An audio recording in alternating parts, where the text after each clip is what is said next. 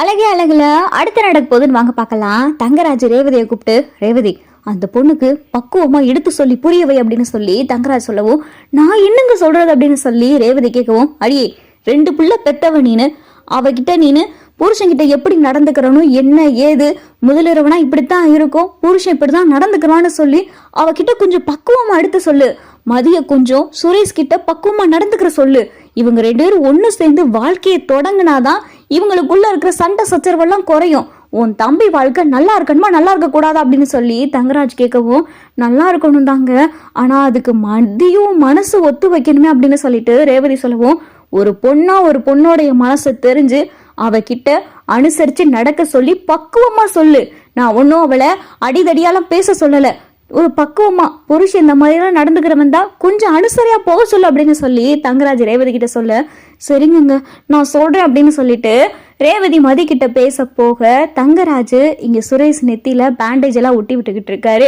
அட போங்க மாமா, நீங்க சொன்னீங்கன்னு சொல்லி அவகிட்ட நான் என்னுடைய தன்மானம் கௌரவம் எல்லாத்தையும் விட்டு கொடுத்து அவகிட்ட பேசி கொஞ்சம் ஏதோ அவகிட்ட கொஞ்சம் நெருக்கம் காட்டிட்டேன், அதுக்கு பிடிச்சி தள்ளி விட்டுட்டேன் மாமா அப்படின்னு சொல்லி சுரேஷ் சொல்லவும், விடுறா சுரேஷ், எதா இருந்தாலும் நாளைக்கு பாத்துக்கலாம், நீ இன்னைக்கு இங்கேயே படுத்துக்க, மதி ரூம்லயே படுத்துக்கிறட்ட அப்படின்னு சொல்லி தங்கராஜ் சொல்லவும், இதைத்தானே மாமா நான் முன்னாடியே சொன்னேன் அவ ரூம் பக்கம் போக மாட்டேன்னு, நீங்க தானே மாமா போ வாழ்க்கையை தொடங்குன்னு என்னென்னமோ சொன்னீங்க, பாருங்க இப்ப நெத்தியில பேண்டேஜ் போடுற அளவுக்கு தள்ளி விட்டுட்டா அப்படின்னு சொல்லி சுரேஷ் சொல்லவும், சரிடா விடு விடு பாத்துக்கலாம் நாளைக்கு பாத்துக்கலாம் அப்படின்னு சொல்லி தங்கராஜும் தூங்க போயிடுறாரு. ரேவதி மதி கிட்ட, மதி உன்கிட்ட ஒன்று சொன்னா தப்பா எடுத்துக்கிற மாட்டே அப்படின்னு சொல்லிட்டு ரேவதி சொல்லவும், சொல்லுங்க அப்படின்னு சொல்லி மதி கேட்கவும், இங்க பாரு மதி, உனக்கு கல்யாணம் ஆயிருச்சு, சுரேஷ் உன் கழுத்துல தாலி கட்டிட்டான், அவன் உன்னுடைய புருஷன், நீங்க 2 பேரும் புருஷன் பொண்டாட்டிக்குள்ள அந்யோன்யமா சில விஷயங்கள்லாம் நடக்கணும்.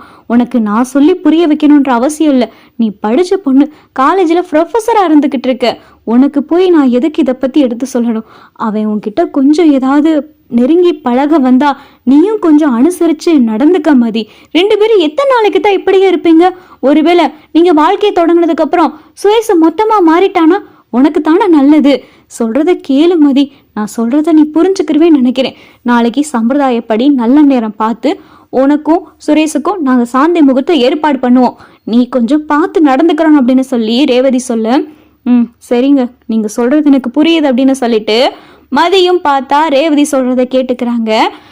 மதி ரூம்ல தூங்குறாங்க. மறுநாள் காலையில் ஆயிருது.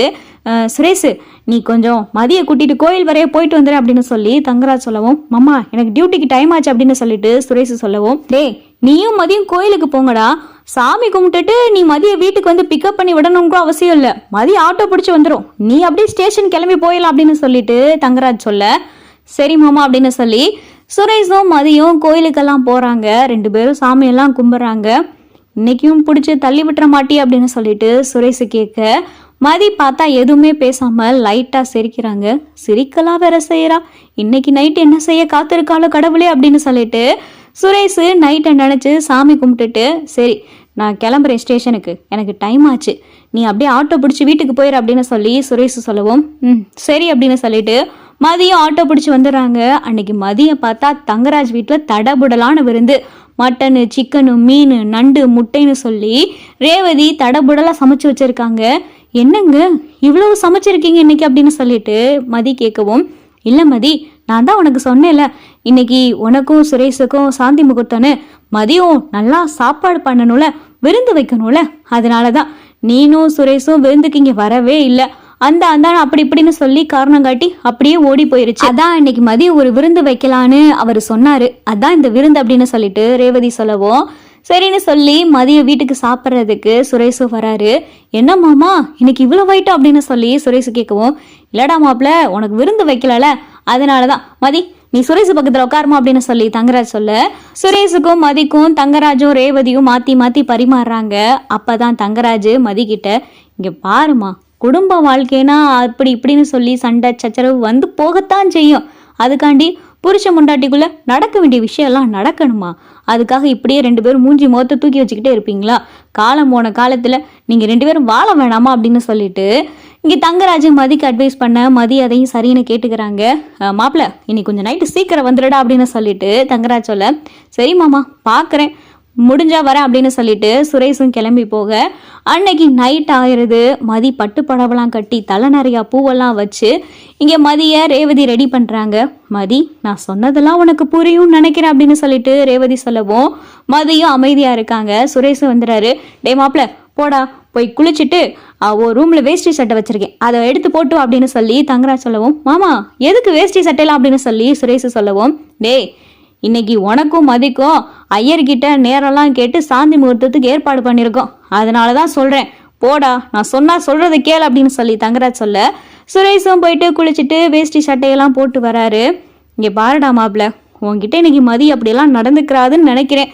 ரேவதியும் மதிக்கு அட்வைஸ் எல்லாம் பண்ணியிருக்கா, அதனால நீயும் மதியும் கொஞ்சம் அனுசரித்து பேசி அண்டர்ஸ்டாண்டிங் வந்து உங்களுடைய வாழ்க்கையை இந்த வீட்டில் ஆரம்பிங்க, இன்னைக்கே ஆரம்பிங்க அப்படின்னு சொல்லி தங்கராஜ் சுரேஷுக்கிட்ட பேசி அனுப்பி வைக்க இங்கே ரேவதியும் மதிக்கு அட்வைஸ் பண்ணிட்டு கீழே வராங்க.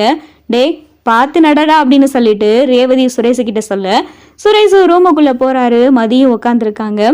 என்ன பண்ணுறதுன்னு தெரியலையே, இவகிட்ட பக்கத்தில் போனாலே பயமாக இருக்கு அப்படின்னு சொல்லிட்டு சுரேஷ் மதி பக்கத்தில் போய் உட்கார மதி எதுவுமே பேசலை. சரி எதுவுமே பேசலை, கையை பிடிப்போம் அப்படின்னு சொல்லிட்டு சுரேஷ் மதியோடைய கையை பிடிக்க அப்பையும் மதி எதுவுமே பேசலை. சுரேஷ் என்ன செஞ்சாலும் மதி அதை ஏற்றுக்கிட்டு அமைதியாகவே இருக்காங்க. கையை பிடிக்கிறோம், எதுவுமே செய்யலை.